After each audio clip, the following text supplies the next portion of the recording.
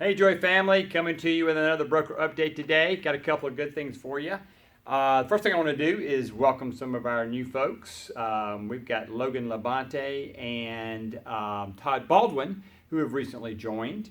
Next time we all can get together, if you see them and you meet them, please welcome them to the Joy family. The other thing I want to tell you about is that we have some training coming up. I should say, remind you about some training coming up.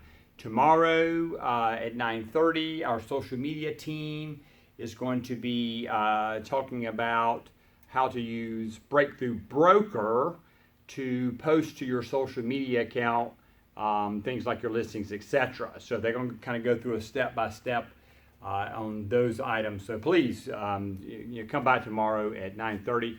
Bring your laptop, Chromebook, whatever it is you have, so that you can work along with them.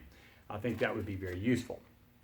The last thing I want to talk to you about today is I want to talk to you about in today's market, when you're representing buyers, what you're finding out, and certainly even if you have a listing, you're finding out everything is receiving multiple offers.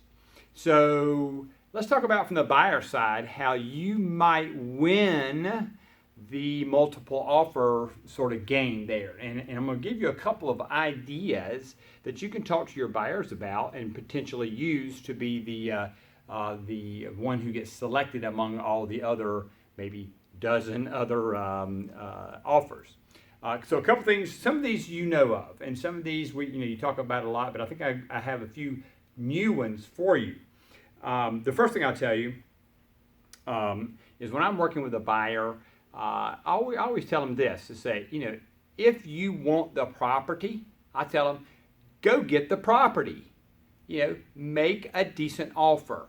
In other words, when you're in multiple offer situations and in this current environment, almost every single every single property is going to get multiple offers.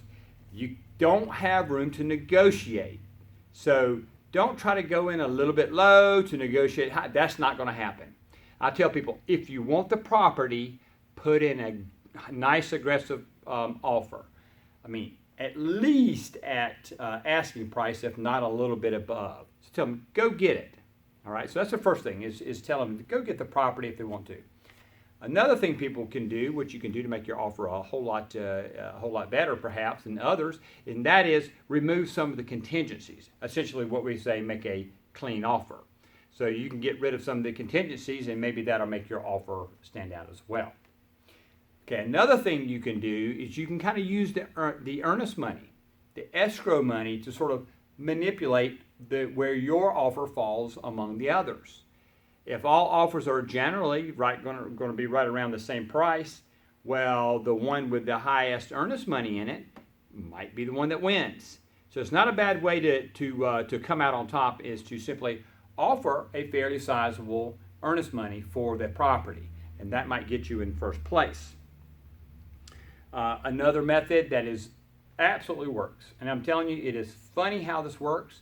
Even the top, what you might consider the top offer, may not be selected because the buyers write a heartfelt letter to the sellers about why they want the property.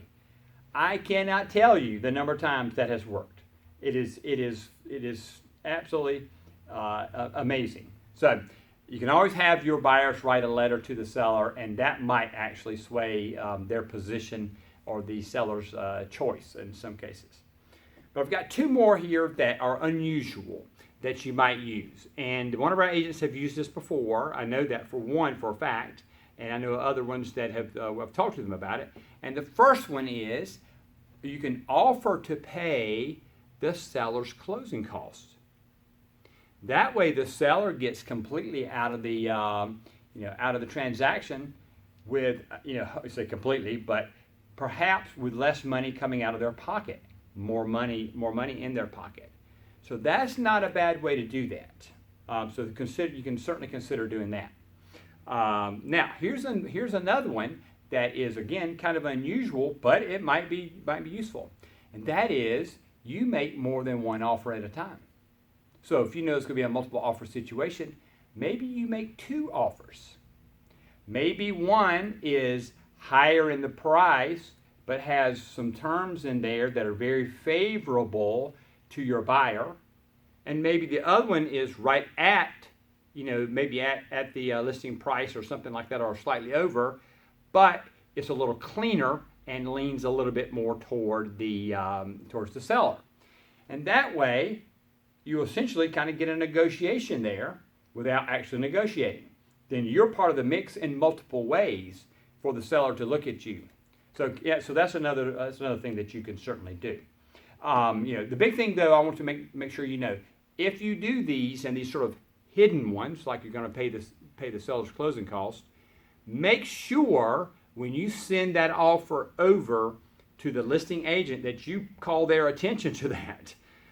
You don't want them to miss that, particularly something that's a little unusual and they're not used to looking for. So make sure they know that's coming, so they can point that out to their buyer.